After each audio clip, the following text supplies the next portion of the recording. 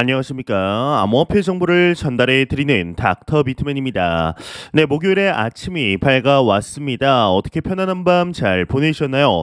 최근 지속되고 있는 시장의 지지부진한 모습 속에 6월 랠리를 기다리는 투자자분들이 증가하고 있습니다. 이제는 상승의 모습을 보였으면 좋겠는데 일단 코인마켓캡에서 메이저 탑10 코인들 가격 한번 살펴보도록 하겠습니다. 네, 일단 시가총액 1위의 비트코인의 경우는 전날 대비 3.36% 하락한 26,300달러대를 나타내고 있습니다. 이외에 이더리움은 2.95% 하락한 1,835달러대를 나타내고 있으며 6위의 XRP는 2.46% 하락한 0.51%를 51달러대를 나타내고 있는데요. 비트코인의 더미넌스 46.6%, 이더리움의 더미넌스 20.1%를 나타내고 있습니다. 그렇다면 과연 선물 투자자분들은 현재 포지션 어떻게 나누고 있는지 롱숏 비율 한번 확인해 보도록 하겠습니다.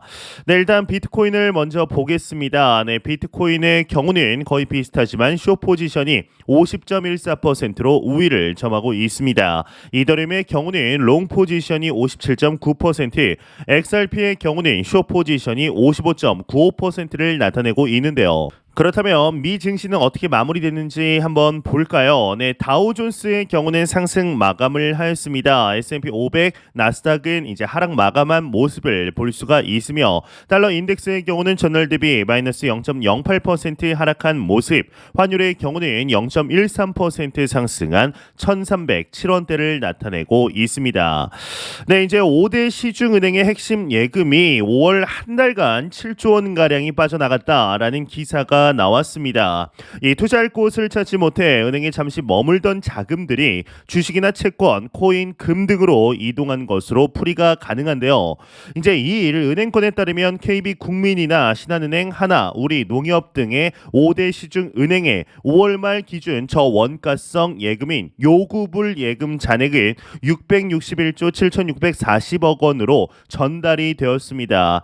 이제 이는 전달인 669조 2,179억 원보다 무려 7조 원 가량 감소했다라고 볼 수가 있는데 이제 은행별로 요구불 예금 잔액 증감 현황을 보면 5월 말 기준 하나은행이 105조 7,167억 원으로 전월보다 3조 가량 약 4조 가량 하락을 했고 뒤이어 KB국민은행은 2조 3천억 원 정도 줄어들었습니다. 이 신한은행과 이 우리은행의 경우는 지난달보다 각각 1조 6천억 원, 1조 400억 원 정도 이제 줄어들었다라고 하는데 이 4대 은행의 5월 요구불 예금의 전월 대비 감소폭은 무려 9조 원에 달하게 되는 것이죠. 이 요구불 예금이라는 것이 단기 자금으로 예금주가 언제든 원한다면 입출금을 자유롭게 할 수 있는 상품을 말합니다. 이제 쉽게 말해서 예금이다라고 보시면 되는데요. 이 때문에 금리가 연 0%대로 은행에 잠시 머무는 자금으로 여겨지는데 또한 은행 입장에서는 낮은 원가에 자금을 조달할 수 있는 핵심 예금 상품입니다. 특히 이제 최근 금리 인상 직전까지만 해도 초저금리 기조 속에 높은 증가세를 보였는데요. 이 요구불 예금에서 빠져나간 자금은 수익성을 기대할 수 있는 코인이나 주식시장 등의 투자처로 이동한 것으로 보이죠. 이 비트코인의 시세 회복에 따른 코인, 주식시장에 대한 투자 심리가 회복하고 있다라는 것으로 분석되고 있는데요. 이 금융투자협회에 따르면 주식 투자를 위해 증권사에 맡겨두는 투자자 예탁금은 지난해 말 46조 5천억 원에서 이달 25일 51조 원 규모로 5조 원 가까이 증가를 하였습니다. 이 4월 말 자산 운용사의 수신 잔액은 48조 2천억 원 늘었는데 이 비트코인의 가격 회복으로 암호화폐 우리 대한민국의 1위 거래소인 업비트 운영사 이 두나무는 1분기 순이익이 무려 3,260억 원을 기록했다고 합니다. 지난해 1분기보다 54.9% 상승을 한 것인데요. 지난해 12월 30일 2천만 원대를 기록했던 비트코인의 가격이 올해 들어 반등하기 시작해 3월 말 이제 3,700만 원대까지 올라갔죠.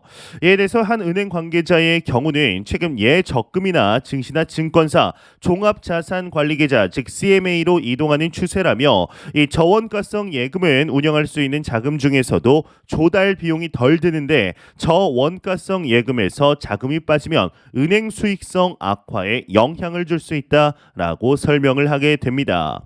연내 기준금리 인하에 대한 시장의 기대감에 시장금리가 낮아진 영향도 있다라고 풀이가 되는데요. 이 한국은행은 지난달 25일 금통위 통화정책 방향 결정 회의를 열고 이 현재 3.50%인 기준금리를 유지하기로 결정했다라고 밝혔습니다.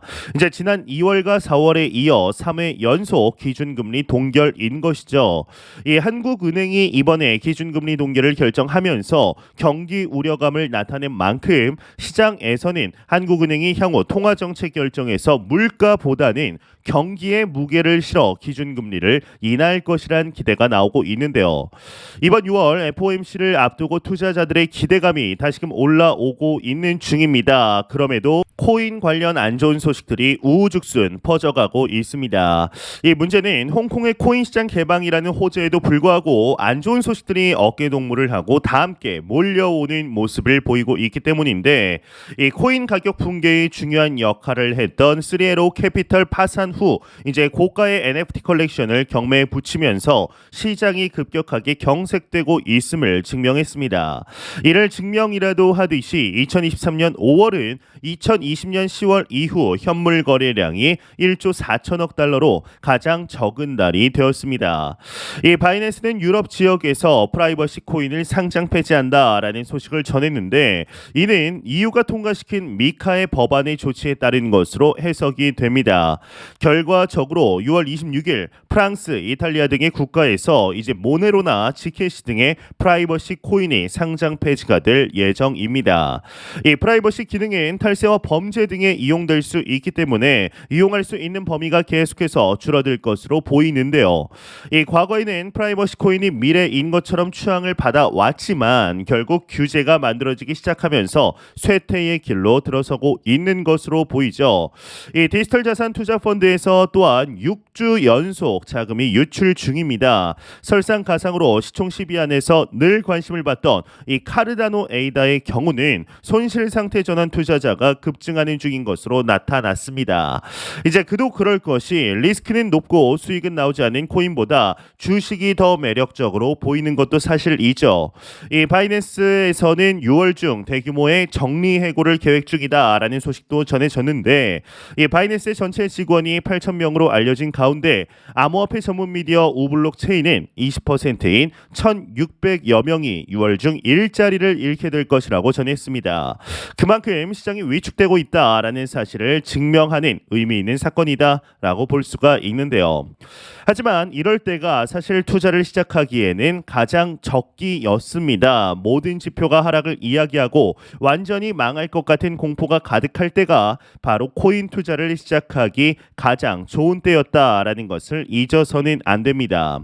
이 비트코인만 꾸준히 사는 것도 좋은 전략이 될 수 있습니다. 하지만 바이낸스도 감축을 하는 시기에 어떤 프로젝트가 직원을 계속 뽑고 사업을 확장 중인지 보면 답이 어느 정도 나옵니다. 그런 점에서 비트코인 다음으로 가장 투자하기 좋은 코인은 누가 뭐라 해도 이더리움과 XRP입니다. 물론 이제 모든 지표가 하락을 해도 이더리움과 XRP가 왜 지금 상황에서 투자하기가 좋은 것일까요?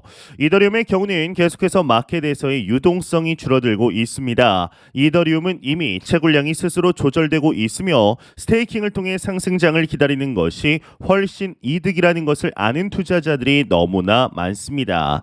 거기다 이더리움이 가지고 있는 막강한 스마트 컨트랙트 DApp 생태계는 결코 무너지지 않을 것입니다. 많은 크립토 프로젝트들이 이더리움의 스마트 컨트랙트를 따라 했지만 이더리움만큼 생태계를 구축하고 안정적으로 서비스 중인 크립토 프로젝트는 없습니다. 이더리움 또한 망할 일이 없는 코인이죠. 이 XRP는 리또 속이라는 이야기를 들으면서도 여전히 매력적인 투자처입니다. 이 소송 리스크가 있음에도 불구하고 XRP는 여전히 시총 10위 안에서 스테이블 코인을 제외하면 이 비트와 이더, BNB를 이어 4위 수준의 안정적인 시가총액을 유지하고 있습니다. 거기에 더해 리플은 ODL을 통해 막대한 현금을 보유하고 있죠. 이 리플사는 계속해서 직원을 채용 중에 있으며 CBDC를 통해 국가 단위의 프로젝트에 참여하는가 하면 아예 기업 인수를 통해 사업 확장까지 하고 있습니다. 지금은 모든 기업이 긴축을 하는 시기에 쌓아둔 현금으로 오히려 사업을 확장하고 있다라는 것인데, 남들 다 긴축할 때, 즉 사업을 줄이고 있을 때 현금을 기반으로 사업을 확장하는 기업은 결국 경기가 회복될 때 거대 공룡 기업으로 성장하게 됩니다. 그런 점에서 비트코인에 50% 이상 투자하고 나머지 50%는 이더리움과 XRP에 분할해서 투자하는 것은 지금 상황에서 미래를 담보할 수 있는 사실상 유일한 투자 방법이 아닐까라는 생각이 드는데요. 과연 이번 6월 암호화폐 시장이 어떻게 진행이 되게 될 것인지 충분히 기대해 보아도 좋지 않을까 하는 생각이 듭니다. 네, 이에 장기 투자자분들에게 도움이 될 만한 소식 한 가지를 가져왔습니다. 네, 현재 넥소 거래소에서 지난 5월 22일부터 6월 30일까지 넥소의 신규 가입자분들 혹은 가입은 했지만 아직 입금을 하지 않은 분들을 대상으로 프로모션을 진행하고 있습니다. 이제 $10,000 이상 고정 예치를 진행하신 분들에게는 250USDC를, $100,000 이상 고정 예치를 진행 시 스테이킹 시 1,500USDC, 그리고 $100,000 이상 스테이킹 시 10,000USDC를 이제 고정 확정 지급을 해드리고 있습니다. 이 리워드는 2023년 7월 14일까지 계정으로 입금이 완료되는데요.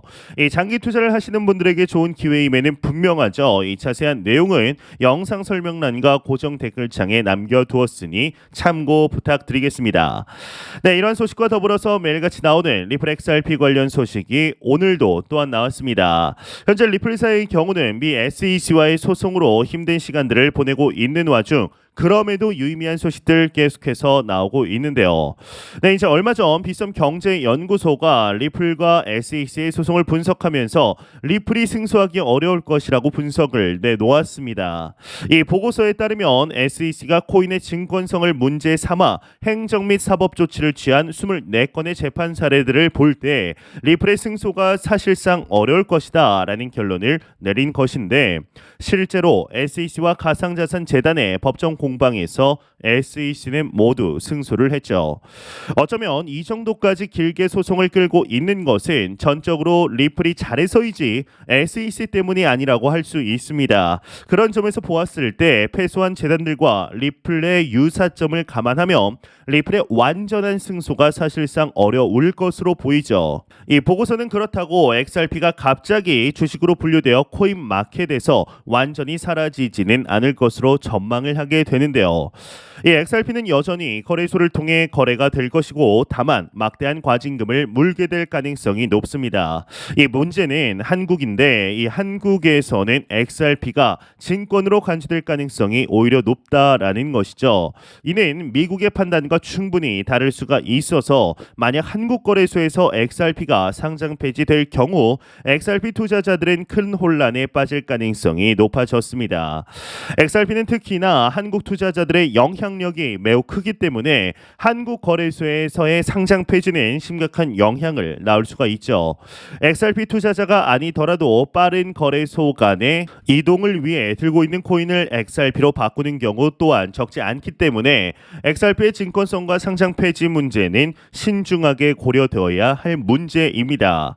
한편 비썸 경제연구소의 보고서와는 달리 리플 XRP의 가격은 다른 알트코인들과 가격 동향이 조금 분리되어 움직이는 모습을 보입니다. 현재는 XRP도 하락을 하고 있지만 얼마 전까지 비트코인이 박스권에 머무는 답답한 상황 속에서도 XRP는 막강한 상승력과 거래대금을 보여주었습니다. 실제로 XRP는 0.52달러를 넘어서며 다른 알트와의 명확한 차이점을 만들어내는데, 이 센티멘트의 최근 보고서에 따르면 리플이 온라인상에서 상당한 관심을 끌고 있으며 소셜미디어에서 차지하는 비중이 급격하게 늘어나고 있음을 알 수가 있습니다. 이 보고서가 인용한 차트에 따르면 XRP는 1년 만에 가장 높은 소셜 볼륨을 기록했는데, 그만큼 리플에 대한 소셜미디어에서의 관심도가 높다라고 할 수 있겠죠. 이 XRP 활성 주소 또한 늘어난 것으로 알려졌는데요. 인용된 차트에 따르면 2023년 3월 급증했던 XRP의 활성 주소 수는 4월 중순 이후로 급락했다가 다시 5월 말 급등한 것으로 나타났습니다. 이 소송에 대한 긍정적인 기대감이 늘어나면서 사람들이 XRP에 대한 투자를 늘렸다라고 볼 수 있는 지점인 것이죠. 결국 현재 XRP의 가격은 소송 승리에 대한 기대감으로 올랐다라고 할 수 있는데 소송이 XRP 가격에 매우 중요한 역할을 할 것이라는 사실은 뭐 두말할 나위가 없습니다. 다만 XRP의 가격을 감안할 때 2018년 하락을 떠올려 봐야 하는데요. 2018년 4,925원까지 올랐던 XRP가 그해 12월 무려 316원까지 하락을 했습니다. 2021년 4월 2,495원까지 올랐던 XRP 가격이 하락을 맞았다면 사실 300원대까지는 하락을 했어야 맞습니다. 하지만 XRP는 나름의 가격 지지를 잘해가며 700원대 가격 근처에서 움직이고 있는데 XRP의 2020년 3월 최저점은 한때 155원이었습니다. 이런 점을 감안하면 XRP가 상당히 가격 방어를 잘하고 있다라는 사실을 발견할 수가 있습니다. 그런 점에서 소송이 원하는 방향으로 흘러가지 않더라도 XRP는 나름 가격 방어를 잘 해내며 다음 상승장에서도 꽤나 중요한 역할을 할 수 있을 것으로 보이는데요. 왜 XRP가 2018년 1월만큼 오르지 못했는데 하락폭은 더 작은 것이냐라고 묻는다면 전적으로 시총에 의한 신뢰다라고 말하고 싶습니다. 시가총액 10위권 안에 이제 스테이블 코인을 제외하면 사실상 시총 4위 코인이죠. 그에 따른 투자자들의 신뢰도 두터운 편입니다. 커뮤니티가 XRP만큼 강력한 프로젝트도 찾기가 어렵죠. 그런 점에서 봤을 때 XRP의 가격은 나름 방어를 잘 해낼 것이고 리플이 진행 중인 여러 프로젝트들과 맞물려 결국 상승 시너지를 내게 될 것입니다. 클래식 알트코인들을 생각해 보세요. 한번 2017년 한창 뜨거웠던 이 메이저 알트코인들은 지금 대부분 관심 바뀝니다. 앞서 말씀드린 모네로나 지캐시 코인 모두 다 이제 관심 밖에 있다라고 볼 수가 있는데 당시에는 세상을 바꿀 것이라는 코인들이었는데 이제는 네트워크 이용자들이 사실상 없는 수준이죠. 왜 이런 변화가 일어난 것일까요?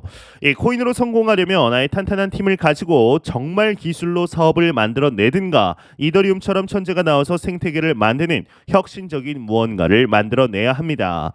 그게 아니라면 이 리플처럼 비즈니스를 잘 해야 하죠. 실제 은행들과 파트너십을 맺고 국가들의 CBDC 솔루션을 내놓으며 ODL 사업을 통해 돈을 버는 팀이 되어야 합니다. 그런 점에서 XRP는 독보적인 아이덴티티를 가지고 있으며 앞으로도 사라지거나 사람들 관심 밖으로 밀려날 일은 없습니다. 그런 점에서 XRP는 다음 상승장의 가격으로 가장 주목받는 크립토가 되지 않을까라는 생각이 드는데요. 2020년 12월부터 지속이 된 이 SEC와의 미등록 증권 소송으로 인해 XRP 투자자분들이 피눈물을 흘리고 있습니다. 하루빨리 연내 이 소송이 마무리되어서 투자자분들의 피눈물을 닦아줄 수 있을 만큼의 상승분이 찾아오길 진심으로 바래 보도록 하겠습니다.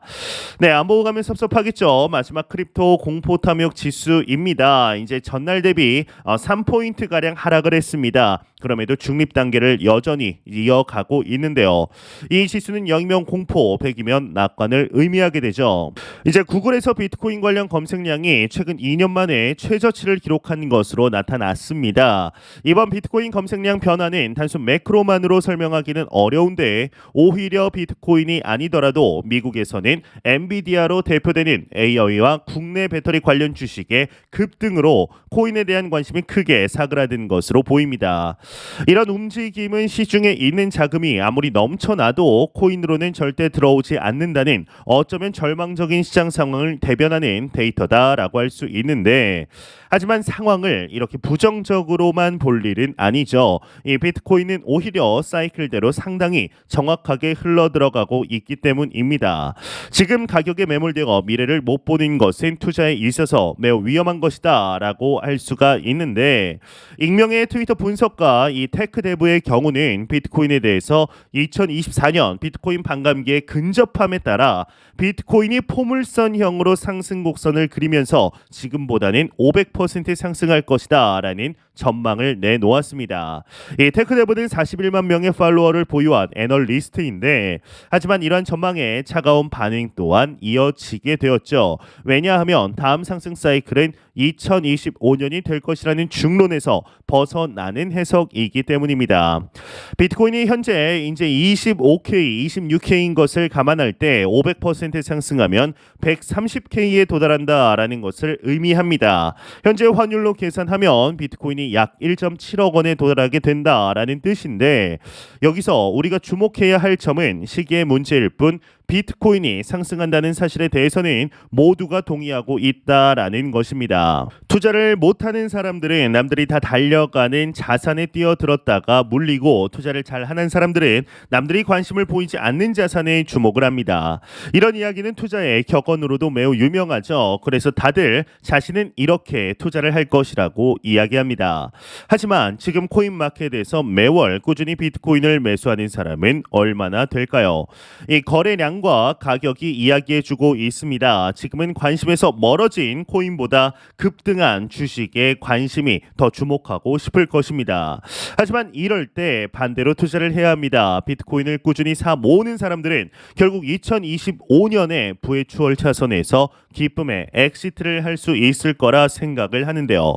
매 영상 말씀드리지만 절대로 단기적인 시각으로 이 시장 바라보지 마시고 장기적인 시각으로 또한 오랜 시간 동안 함께할 수 있는 여유 자금을 통하여 투자를 진행하시길 진심으로 바라보도록 하겠습니다.